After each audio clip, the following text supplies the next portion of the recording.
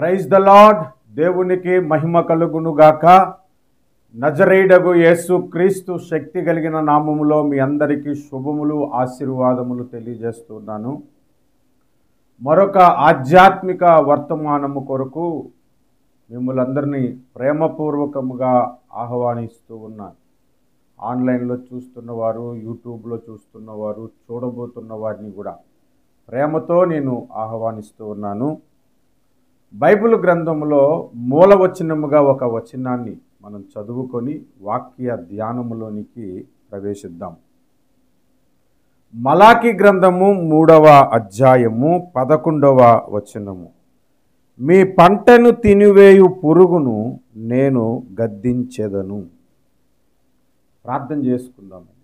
ప్రేమ కలిగిన మా ప్రియ పరలోకపు తండ్రి, సర్వశక్తిమంతుడా, సర్వాధికారి, జీవాధిపతి యేసు క్రీస్తు ప్రభు, నీకు వందనాలు, స్తోత్రాలు, స్తుతులు చెల్లిస్తున్నాను.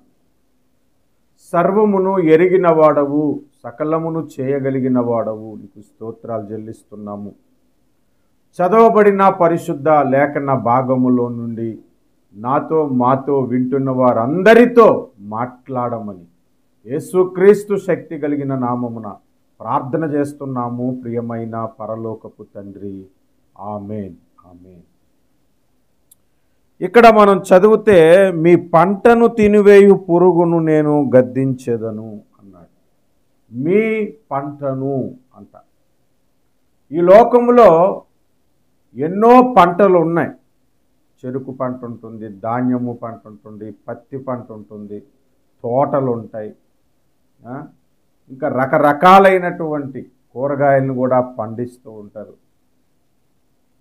ఈ లోకములోని పంటలను గురించి కాదు మనం ఇప్పుడు మాట్లాడుకోవాలనుకుంటున్నది, ఆధ్యాత్మిక పంటలను గురించి.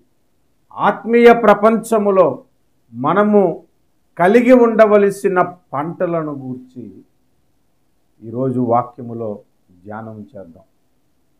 ఈ లోకములోని పంటలు దేవుడు గద్దించి ఆ పురుగు తినకుండా ఆపినా ఆపకపోయినా ఆధ్యాత్మిక పంట మాత్రం పాడైపోకూడదు, అది నిత్యము పచ్చగా ఫలిస్తూ ఉండాలని ఆశించిన ప్రతి ఒక్కరూ కూడా ఈ వర్తమానమును శ్రద్ధగా చివరి వరకు మీరు వినాల్సిందిగా నా మనవి. చివరి వరకు వాక్యాన్ని గ్రహించాల్సిందిగా నా మనవి. మీ బైబిల్ తెరిచి ప్రతి వచనాన్ని కూడా చూడాలని నేను మీకు ముందుగానే తెలియజేస్తూ ఉన్నాను. ఆధ్యాత్మిక జీవితంలో మనం కలిగి ఉండాల్సిన పంటలు ఏమిటి అనంటే మొట్టమొదటిగా హోషయ గ్రంథము 10వ అధ్యాయము. హోషయ గ్రంథము 10వ అధ్యాయము 12వ వచనాన్ని నేను చూస్తున్నాను. నీతి ఫలించునట్లు మీరు విత్తనము వేయుడి, ప్రేమయను కోత మీరు కోయుడి.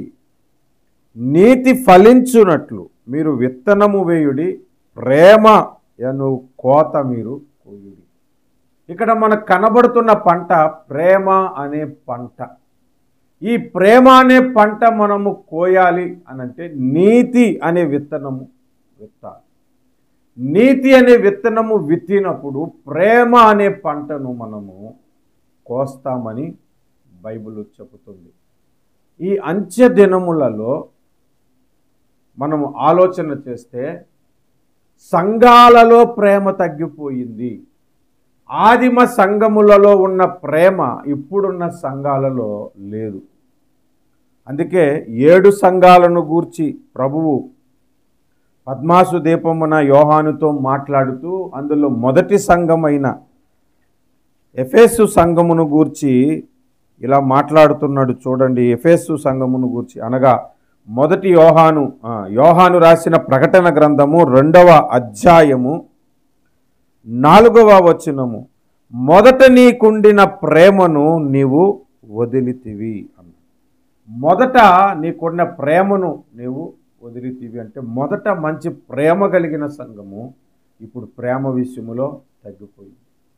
చాలామంది రక్షణ పొందినప్పుడు చాలా ప్రేమగా దేవుని మీద ప్రేమతో ఉంటారు, సేవకుని మీద ప్రేమతో ఉంటారు, విశ్వాసుల మీద విశ్వాసుల మీద సంఘము మీద ప్రేమతో ఉంటారు. కాలం గడిచే కొద్దీ దేవుని మందిరానికి అలవాటైపోయిన కొలది, ప్రార్థనకు అలవాటైపోయిన కొలది, వాక్యము వినుటకు అలవాటైపోయిన కొలది అలాగున మొదటి ఉన్న ప్రేమ నుండి చిన్నగా జారిపోతూ ఉంటారు. ప్రేమ అనే పంట మనము ఎల్లప్పుడూ కోయగలుగునట్లుగా నీతిని మనం ధరించుకోవాలి, నీతిని మనము విత్తుతూనే ఉండాలి. ప్రేమ అనే పంట ప్రతి క్రైస్తవుడు పొందుకోవలసిందే, ప్రతి క్రైస్తవుడు కోసుకోవలసినటువంటి పంట. ఎందుకనంటే మన దేవుడు ప్రేమై ఉన్నాడు, ప్రేమాస్వరూపి అని బైబిల్ చెబుతుంది. ఇంకా అంతవరకు ఎందుకు, మన ధర్మశాస్త్రము ఆజ్ఞలన్నిటినీ రెండే రెండు ఆజ్ఞల కింద విభజించారు. అన్ని ఆజ్ఞలు ఈ రెండు ఆజ్ఞల క్రిందనే ఉంటాయి. అందులో మొట్టమొదటిది, నీ దేవుడైన యెహోవాను పూర్ణ హృదయముతోనూ పూర్ణ వివేకముతోనూ పూర్ణ బలముతోనూ ప్రేమింపవలెను అని ఉంది. రెండవది, నిన్ను వలె నీ పొరుగు వారిని ప్రేమించాలని ఉంది. కాబట్టి ప్రేమ అనే పంటనే మనం కోసుకోకపోతే ఇంకా భక్తి జీవితంలో ముందుకెళ్ళటం అనవసరం. ఎందుకంటే అవసరమైన మొట్టమొదటి విషయంలోనే మనము తప్పిపోయాం. అసలు యేసు ప్రభు మనలను ప్రేమించింది ఎలాగున, మనం ఇంకనూ పాపులమై ఉండగా, భక్తిహీనులమై ఉండగా తన ప్రేమను మనకు కనపరిచాడు. ఎఫెసీ పత్రిక 2వ అధ్యాయం చదివితే మహాప్రేమ చేత మనలను ఏర్పాటు చేసుకున్నాడంట. జగత్తి పునాది వేయబడక మునుపే మనలను ప్రేమించాడని బైబిల్ చెప్తుంది. అంతగా దేవుని ప్రేమ మనం పొందుకొని ఆ దేవుణ్ణి ప్రేమించే విషయంలోను, సంఘాన్ని ప్రేమించే విషయంలోను, విశ్వాసులను ప్రేమించే విషయంలోను, సంఘ కాపరిని ప్రేమించే విషయంలోను మనం దిగజారిపోతే ఆ ప్రేమ అనే పంటను మనం ఎలా ఫలించగలము, ఆ ప్రేమ అనే కోతను మనం ఎలా కోయగలము ఆలోచించండి. అంచె దినములలో అక్రమము విస్తరించుట చేత ప్రేమ చల్లారిపోతుందని మత్తయి సువార్త 24:12 రాయబడి ఉంది. అక్రమము విస్తరించుట చేత ప్రేమ చల్లారిపోతుంది. అన్నదమ్ముల మధ్య ప్రేమ ఎందుకు చల్లారిపోతుంది? అన్నా చెల్లెల మధ్య, తల్లిదండ్రుల మధ్య, బంధువుల మధ్య ప్రేమ ఎందుకు చల్లారిపోతుందంటే ఎవరో ఒకరు అక్రమానికి పూనుకుంటారు, ఎవరో ఒకరు అన్యాయాన్ని చేయటానికి పూనుకుంటారు, ఎవరో ఒకరు స్వార్థముతో ఇది నాది నాకే రావాలని పూనుకుంటారు. అంతే. అప్పుడు దాకా ఉన్న ప్రేమ చిన్నగా చల్లారిపోతూ ప్రేమ కాస్త ద్వేషముగా మారిపోతుంది. కనుక అక్రమమును ముందు దూరపరచండి, నీతిని ధరించుకునండి, ప్రేమ అనే పంటను మనం కోయాలి. క్రైస్తవులుగా ఉన్నందులకు, క్రీస్తు రక్తము చేత కడగబడినందులకు, దేవుని మందిరానికి వెళుతున్నందులకు మొట్టమొదటిగా మనం ఫలించాల్సిన ఫలము, మనం ఫలించి పొందుకోవలసిన పంట ఏంటంటే ప్రేమ అనే పంటను మొదట మనము కలిగి ఉండాలి. ప్రేమ అనే పంటను మనం మొదట కలిగి ఉండాలి. రెండవ పంటను గూర్చి బైబిల్లో నుంచి మనం చూద్దాము. గలతీ పత్రిక 6వ అధ్యాయము, గలతీ పత్రిక 6వ అధ్యాయము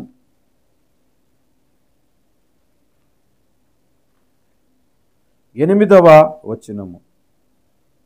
ఏలయనగా తన శరీరేచ్ఛలను బట్టి విత్తువాడు తన శరీరము నుండి క్షయమును పంట కోయును, ఆత్మను బట్టి విత్తువాడు ఆత్మ నుండి నిత్య జీవమును పంట కోయును.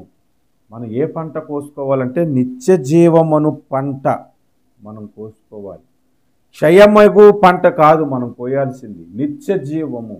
నిత్య జీవము అంటే ఎప్పుడు నిత్యము ఉండేది, నిత్యము అభివృద్ధి జరుగుతూనే ఉండే పంట అన్నమాట.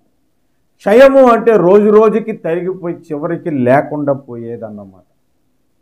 ఆ చివరికి నీ దగ్గర లేకుండా పోయే పంట ఏ పంట అంటే శరీరమును బట్టి విత్తే విత్తనాలు. శరీరమును బట్టి విత్తే విత్తనాలు, ఇంకా ఆత్మను బట్టి విత్తే విత్తనాలు అని కూడా ఉన్నాయి. అంటే విత్తనాలు అని అంటే దానికి ముందు వచనం మనం చదివితే 6వ వచనంలో వాక్యోపదేశము పొందువాడు ఉపదేశించువానికి మంచి పదార్థములన్నిటిలో భాగం ఇవ్వవలను అన్నాడు. అంటే వాక్యోపదేశమే అసలైన వాక్యమును విత్తనము. ఆ వాక్యమును విత్తనము 2 రకాలుగా విత్తుతున్నారు ఈనాడు సేవకులు. ఒకటి శరీరేచ్ఛలను బట్టి విత్తేస్తున్నారు, కొందరు ఆత్మను బట్టి విత్తుతున్నారు. కొంతమంది సేవ నేను గమనించినప్పుడు అది కేవలం వారి ఇల్లులు కట్టుకోవటానికి, పొలాలు కొనుక్కోవటానికి, ఆస్తులు సంపాదించుకోవటానికి, పేరు ప్రఖ్యాతులు సంపాదించుకోవటానికే సేవ. వాళ్ళకి జనాలు కావాలి కాబట్టి ఏదో ఒక విధంగా ఆఫర్ల ప్రకారంగానో లేదా పాంప్లెట్స్ విస్తారంగా వేసో, 10 మంది చేత ఫోన్లు చేయించో, బస్సులేసో, లారీలేసో, ఆటోలేసో, ట్రాక్టర్లేసో జనాలు పోగు చేసుకొని పబ్లిసిటీ అవ్వటానికి సేవ చేసి వాళ్ళకి శరీరమను విత్తనాలని విత్తుతున్నారు.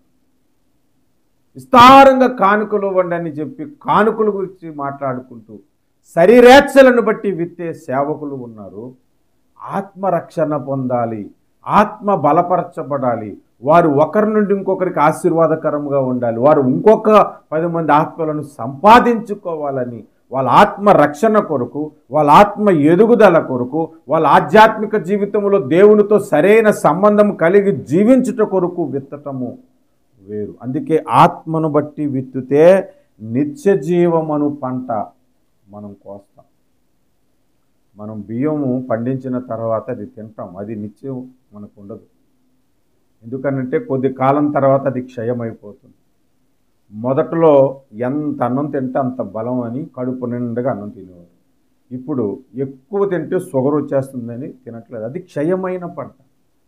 అదే ఆత్మను బట్టి వాక్యమును విత్తనము మనం విత్తామనుకోండి, వాక్యము లోపటి విషయాలు మనం విత్తటం మొదలు పెట్టామనుకోండి, సత్యవాక్యమును బోధించటం మొదలు పెట్టామనుకోండి, నిత్య జీవమను పంట మనం కోస్తాము.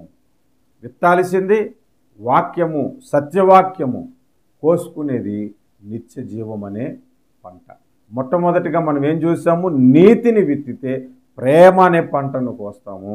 రెండవదిగా మనం చూస్తే వాక్యము, సత్యవాక్యము, ఆత్మను బట్టి విత్తితే, పరిశుద్ధాత్మ సహాయము చేత బోధించి, పరిశుద్ధాత్మ దేవుడిచ్చే సందేశముతో మనం బోధిస్తే నిత్య జీవమను పంట మనము కోస్తాం. దేవునికి స్తోత్రం కలుగును గాక. కనుక మనము ఈ పంటల విషయంలో చాలా జాగ్రత్త పడాలి, చాలా జాగ్రత్త పడాలి. ఎందుకో బైబిల్లో ఒక మాటను మనం జ్ఞాపకం చేసుకుందాము. యోహాను సువార్త 5వ అధ్యాయము 39వ వచనము.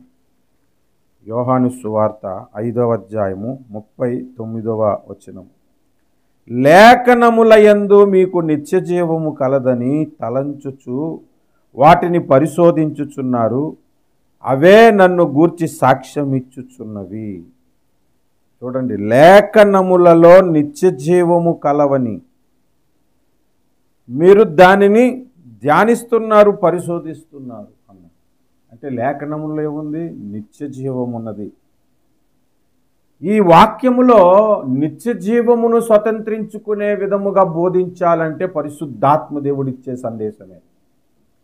లేదు, లోకరీతిగా నువ్వు ఆశీర్వదించబడాలి, పేరు ప్రఖ్యాతులు సంపాదించుకోవాలి, పెద్ద సభలు పెట్టి నేను పేరు సంపాదించుకోవాలి, నా సంఘం పేరు సంపాదించుకోవాలి, నేనే గొప్ప బోధకుడిని, నేనే తిరిగిలేనటువంటి వాడిని అని పేరు కొరకు ప్రయాసపడి వాక్యాన్ని విత్తితే, టెక్నికల్గా నువ్వు వాక్యాన్ని విత్తితే చివరికి నీవు నిత్య జీవం అను పంట పోయవు.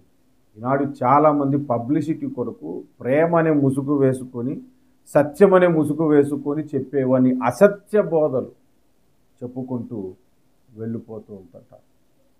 కొంతమంది బైబిల్ చదవమని చెబుతూ రోజు నువ్వు బైబిల్ చదువుతున్నావు అని చెప్పి ఈయనే బైబిల్ చదవడు. అట్లాంటి వాళ్ళని చాలామందిని నేను చూశాను.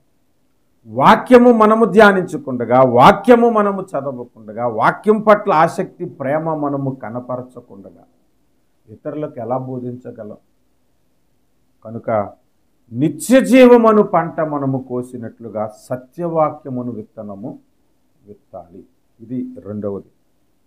మూడవది మనం చూస్తే బైబిల్లో నుంచి ద్వితీయోపదేశ కాండము 14వ అధ్యాయం. ద్వితీయోపదేశ కాండము 14వ అధ్యాయము 22వ వాక్యాన్ని మనం చదువుకుందాం. 14:22వ వాక్యం. ప్రతి సంవత్సరమున నీ విత్తనములలో పంటలో నీ విత్తనముల పంటలో దశమ భాగమును అవశ్యముగా వేరుపరచవలెను.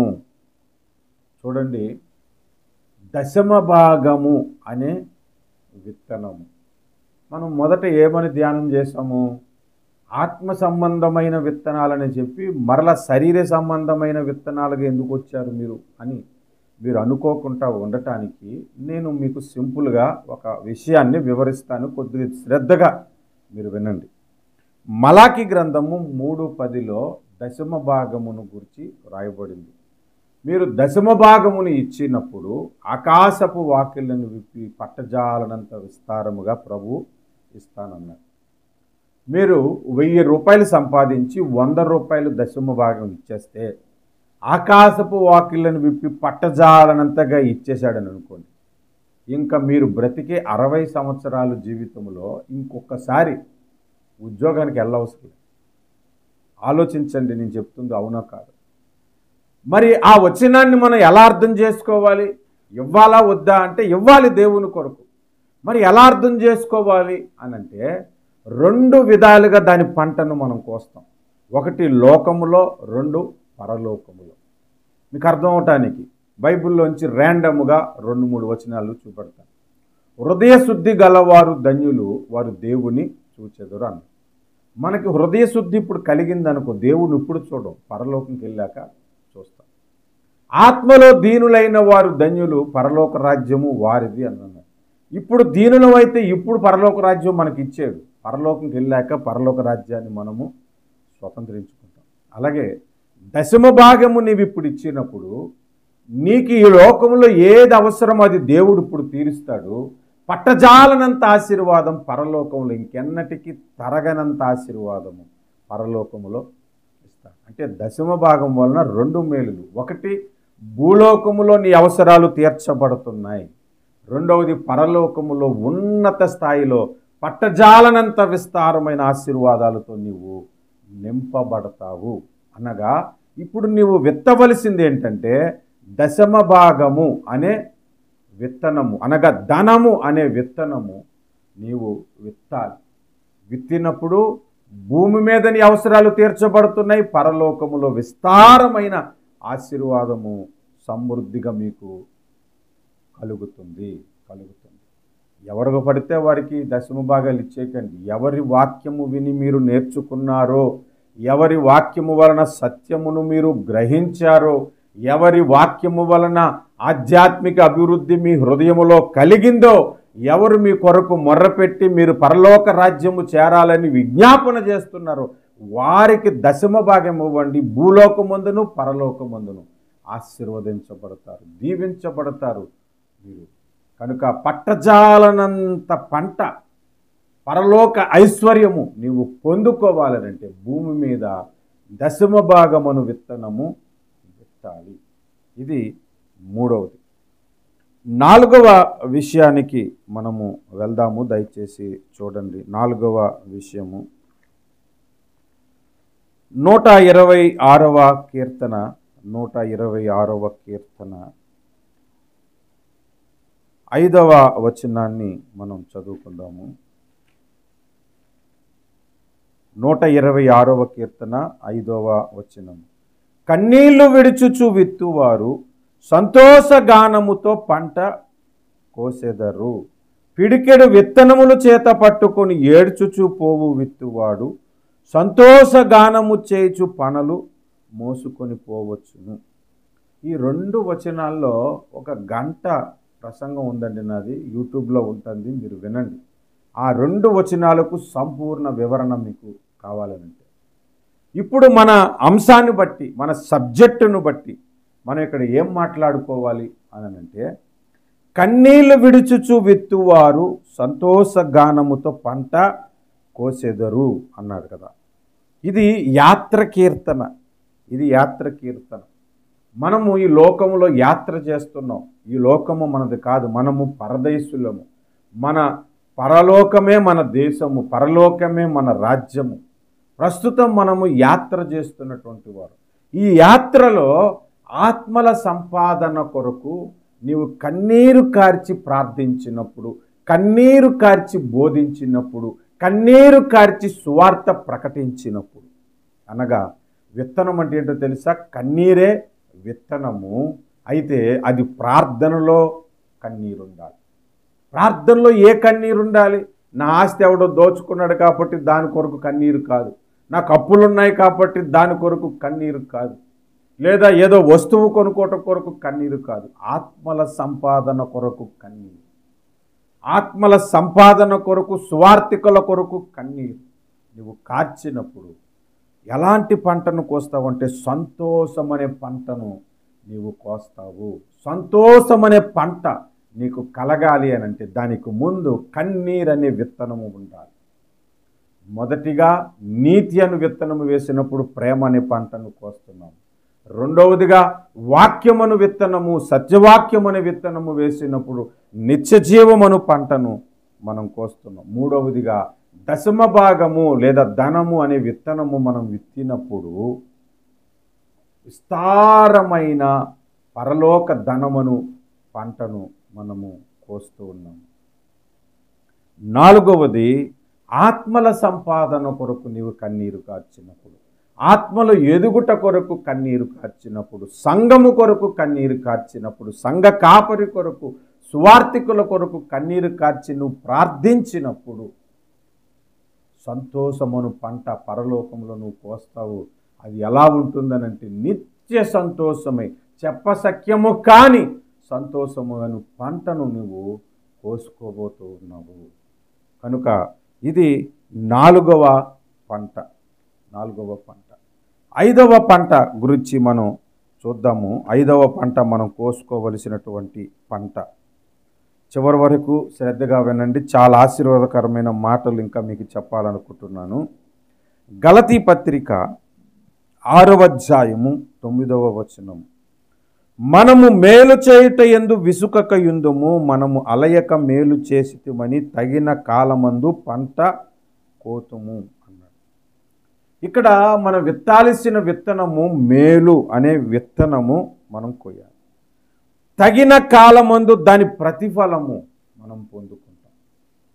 మేలుకు తగిలిన ప్రతిఫలము మనం ఖచ్చితంగా ఒకరోజు పొందుకుంటాము అంట. అంటే భూమి మీద మేలుకరమైనది ఏంటో తెలుసండి? సువార్తే. ఒకడు నశించిపోకుండాన్నట్టు సువార్తను ప్రకటించినప్పుడు దాని ప్రతిఫలం పరలోకంలో పొందుకుంటాం. ఒకడికి భూమి మీద నీవు మేలు చేసినప్పుడు దాని ప్రతిఫలం ఎవరైతే మేలు పొందుకున్నాడో వాడు నీకు ఇవ్వకపోవచ్చు, వాడు నీకు సహాయం చేయకపోవచ్చు, కానీ దేవుడు వేరే కోణంలోనైనా నీకు సహాయాన్ని అందిస్తాడు. ఈ లోకమందును పరలోకమందును కూడా దేవుడు నీకు సహాయమును ఇచ్చే దేవుడు. అందుకే మేలు చేయుట యందు విసుకక యుందుము అన్నాడు. అంటే మేలు చేసేటప్పుడు విసుకొస్తుంది. మనం ఇన్ని మేలులు చేశాం కదా, మనకు ప్రతిఫలం ఎక్కడొచ్చింది? చాలామందికి భోజనాలు పెట్టాం కదా, మనకేమొచ్చింది? ఉన్నది పోయింది అనుకుంటాం కొంతసారి. చాలామంది కొరకు ప్రార్థన చేశాం కదా, ఎందుకు నాకు మేలు జరగలేదని అనుకుంటాం మనం. అంటే విసుకొస్తుంది. కానీ ఇంకా విసుకక మనం ప్రార్థిస్తున్నప్పుడు, విసుకక ఇంకా మేలు చేస్తున్నప్పుడు, విసుకక మనం ప్రయాసపడుతున్నప్పుడు ఒకరోజు నువ్వు గొప్ప మేలులు పొందుకుంటావు దేవుని యొద్ద నుంచి. ఈ లోకమందు పొందుకుంటావు, పరలోకమందు కూడా మనము పొందుకుంటాము. మేలులు అనే పంట మనము కోసుకోవాలి అని అంటే మేలు అనే విత్తనమే ఇక్కడ విత్తాలని బైబిల్ మనకి నేర్పిస్తుంది. కనుక 5 విత్తనములను గూర్చి మనం ఇప్పుడు ధ్యానం చేసాం. 6వ విత్తనము చాలా జాగ్రత్తగా మనం విని మన వర్తమానాన్ని ముగించుకుందాము. దయచేసి చూడండి. 1 కొరింథీ పత్రిక 15వ అధ్యాయము 37 నుండి నేను చదువుతున్నాను, శ్రద్ధగా వినండి. నీవు విత్తిన దానిని చూడగా అది గోధుమ గింజైనను సరే, మరి ఏ గింజైనను సరే, వట్టి గింజనే విత్తుచున్నావు గాని పుట్టబోవు శరీరమును విత్తుటలేదు. అయితే దేవుడే తన చిత్త ప్రకారము నీవు విత్తిన దానికి శరీరము ఇచ్చును. మరియు ప్రతి విత్తనమునకును దాని శరీరము ఇచ్చుచున్నాడు. చూడండి, ఇక్కడ దాకా విత్తనములను గురించి మాట్లాడుతున్నాడు. మనం ఏది విత్తామో అది విత్తనమే మనం విత్తుతున్నాం, కానీ పుట్టబోవు శరీరం కాదు కదా. మనం విత్తిన తర్వాత అది ఫలించిన తర్వాత దానికి ఒక శరీరము ఉన్నతమైనది ఏర్పడుతుంది, ఒక పెద్ద మొక్క అవుతుంది, పెద్ద చెట్టు అవుతుంది, ఇంకా లక్షల విత్తనాలు ఇవ్వగలిగిన వృక్షం అవుతుంది. సో ఆ విషయాన్ని మాట్లాడుతూ 38లో ఏమంటున్నాడు చూడండి, మనుష్య మాంసము వేరు, మృగమ మాంసము వేరు, పక్షి మాంసము వేరు, చేప మాంసము వేరు అన్నాడు. అంటే మాంసాల్లో తేడా చెప్తున్నాడు. పక్షి మాంసము, తర్వాత మృగ మాంసము, చేప మాంసము డిఫరెన్స్. తర్వాత 40లో మరియు ఆకాశ వస్తువుల రూపములు భూవస్తువులు రూపములు కలవు. ఆకాశ వస్తువుల రూపముల మహిమ వేరు, భూవస్తువు రూపముల మహిమ వేరు. సూర్యుని మహిమ వేరు, చంద్రుని మహిమ వేరు, నక్షత్రములకు మధ్య నక్షత్రము మహిమలు వేరు. మహిమను బట్టి మరి యొక్క నక్షత్రమునకు భేదము గలదు కదా, మృతుల పునరుద్ధానమును అలాగే అన్న.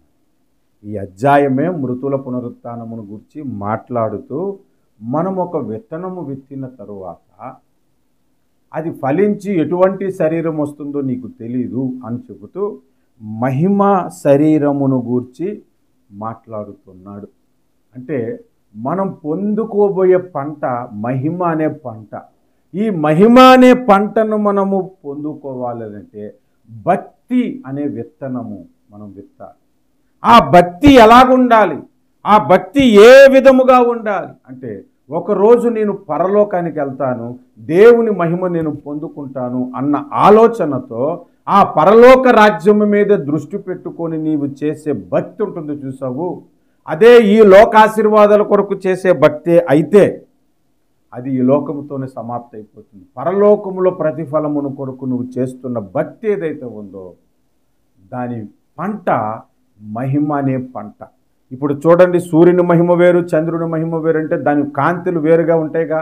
అందరికీ ఒకటే మహిమ శరీరము రాదు, అందరికీ ఒకటే ఆధ్యాత్మిక స్థితి ఉండదు, అందరికీ ఒకటే స్థానము పరలోకములో ఉండదు. నీవు ఉన్నత మహిమను ధరించుకోవాలి అనంటే, మంచి మహిమ గల పంటగా నీవు ఆ పరలోక రాజ్యములో పొందుకోవాలనంటే ఉన్నతమైన భక్తి అను విత్తనము కలిగి నీవు జీవించాలి. భక్తి అనే విత్తనము నీవు వేసుకోవాలి. ప్రార్థన ఒక భక్తి, వాక్య ధ్యానం ఒక భక్తి, దేవుని మందిరముకు వెళ్ళుట భక్తి, దేవుని కొరకు ధనము ఖర్చు పెట్టుట భక్తి, స్వార్థ చేయుట భక్తి, పేదలకు సహాయం చేయుట భక్తి. భక్తిని గురించి బైబిల్లో ఎన్నో సంగతులు ఉన్నాయి. అవన్నీ విషయాల్లో ఉన్నతముగా ఈ లోకములో పేరు ప్రఖ్యాతులు ఆశించకుండగా దేవుడిచ్చే మహిమ మీదే దృష్టి పెట్టుకొని నీవు చేసే భక్తి ఉంటుంది చూసావు, అది మహిమ అనే పంటను నీకు తెచ్చి పెడుతుంది. ఆ పంట మనము సంపాదించుకోవాలి. ఏ పంటలో మనం సంపాదించుకోవాలండి? మొట్టమొదటిగా ప్రేమ అనే పంటను, రెండవది నిత్య జీవం అనే పంటను, మూడవది పరలోకములో ధనవంతులు అనే పంటను, నాలుగవది మనం చూస్తే ఆత్మల సంపాదన అనే పంట మనము సంపాదించుకోవాలి, ఐదవది మేలులు అనే పంట, ఆరవది మహిమ అనే పంట మనము సంపాదించుకోవాలి. ఈ పంటలు సంపాదన కొరకే దేవుడు మనలను పిలిచాడు. కనుక విత్తటం ప్రారంభిద్దాము, పంటను కోసుకుందాము. కనుక విత్తండి, నీతిని విత్తండి, దశమ భాగమును విత్తనము వేయండి, కన్నీరని విత్తనము వేయండి, వాక్యం అనే విత్తనము వేయండి, ఇంకా మేలులనే విత్తనము వేయండి, భక్తి అనే విత్తనము వేయండి. మంచి ఆధ్యాత్మిక పంటను మనము కోసుకుందాము. దేవుడు అటువంటి పంట మనకి సమృద్ధిగా అనుగ్రహించునుగాక. సమృద్ధి అయిన పంట మనం సమృద్ధిగా పొందుకునుదుముగాక. హల్లెలూయా. ఈ లోకములో మనము పంటలు బాగా పండాయి అనుకోండి, ఒక ఆయనకి పంటలు బాగా పండాయి అంట లోకాసువార్త 12వ అధ్యాయంలో. అనేక సంవత్సరాలకు విస్తారమైన పంట నాకు దొరికింది కాబట్టి దీనిని నేను కోట్లలో పెట్టుకొని సమృద్ధిగా ఉంటాను అనుకున్నాడు. కానీ ఈ రాత్రికి నీ ప్రాణం పోతే ఏమవుతుందన్న ప్రశ్న అక్కడ మనకు కనబడుతుంది. కానీ ఆధ్యాత్మిక జీవితంలో నీవు పంట విస్తారముగా పండిస్తే నీ ప్రాణం పోదు. ఎందుకంటే నిత్య జీవములోనే నీవు ఉంటావు కాబట్టి నీవు సంపాదించిన పంట అంతా సమృద్ధిగా ఎల్లకాలము పొందుకుంటావు. ఈ ఆధ్యాత్మిక వర్తమానము చాలామందికి అర్థం కాదు, కానీ అర్థం చేసుకున్న వారు ధన్యులు. అర్థం చేసుకొని ఆ నిత్య జీవమును పంట కొరకు, ప్రేమను పంట కొరకు, ఆత్మల సంపాదన పంట కొరకు, మేలును పంట కొరకు, మహిమనే పంట కొరకు, ఆ పరలోక ధనమనే పంట కొరకు మోకరించి మీరు ప్రార్థన చేయగలిగితే గొప్ప ఆశీర్వాదం మీరు పొందుకుంటారు. ఒక చిన్న ప్రార్థన, సిలువలో వేలాడుతున్న ఒక దొంగ యేసు ప్రభుతో ప్రార్థించాడు, నీ రాజ్యముతో వచ్చినప్పుడు నన్ను జ్ఞాపకం చేసుకునండి. దేవుడు ఆ ప్రార్థన ఆలకించి అతనికి రాజ్యములోనికి తీసుకుని వెళ్ళాడు కదా. నిన్ను నన్ను కూడా ఏ ప్రార్థన చేస్తే పరలోకపు రాజ్యములో నా స్థితిలా ఉండాలని దేవుడు ఖచ్చితముగా నిన్ను ఆశీర్వదిస్తాడు. ఓపిక ఉండి మెసేజ్ అయిపోయింది కదని ఆప్ చేయకుండా ప్రార్థనలో ఏకీభవించండి. ప్రార్థన చేస్తాను, నాతో పాటు ప్రార్థనలో ఏకీభవించండి. ప్రేమ కలిగిన మా ప్రియ పరలోకపు తండ్రి, నీకు స్తోత్రాలు స్తుతులు చెల్లిస్తున్నాం ప్రభువా. నీకు వందనాలు. ప్రేమ అనే పంట మేము కోసుకొనులాగన అయా, నిత్య జీవమును పంటను కోసుకొనులాగన అయా, భక్తి విత్తనము విత్తి మహిమను పంటను కోసుకొనులాగన అయా, పరలోక ధనమును పంటను కోసుకొనులాగన, మేలులను పంట కోసుకొనులాగన మమ్ములను బలపరచండి. ఆ పంట మేము స్వతంత్రించుకోవాలి నాయన. ఆత్మల సంపాదనను పంట మేము సంపాదించుకునేలాగా, నీతిని విత్తటానికి, కన్నీటిని విత్తటానికి, మేలులు విత్తటానికి, భక్తిని విత్తటానికి, అయా ఇదిగో వాక్యమును విత్తటానికి మాకు సహాయం చేయమని, కృప చూపించమని ప్రార్థిస్తున్నాను. ఈ వాక్యము విన్నవారు ఇంకా అనేకులు ఇటువంటి వాక్యము వినాలని ఆశ కలిగి ఉంటే, ఆలోచన కలిగి ఉంటే ఇతరులకు షేర్ చేయగలిగినట్లుగా, ఈ వాక్యం మరొక్కసారి విని దీని ప్రకారం ప్రార్థించినట్లుగా ప్రతి ఒక్కరి జీవితాలలో మీరు గొప్ప కార్యములు చేయమని యేసు నామమున స్తుతిస్తూ ప్రార్థన చేస్తున్నాము పరమ తండ్రి. ఆమేన్. ఆమేన్.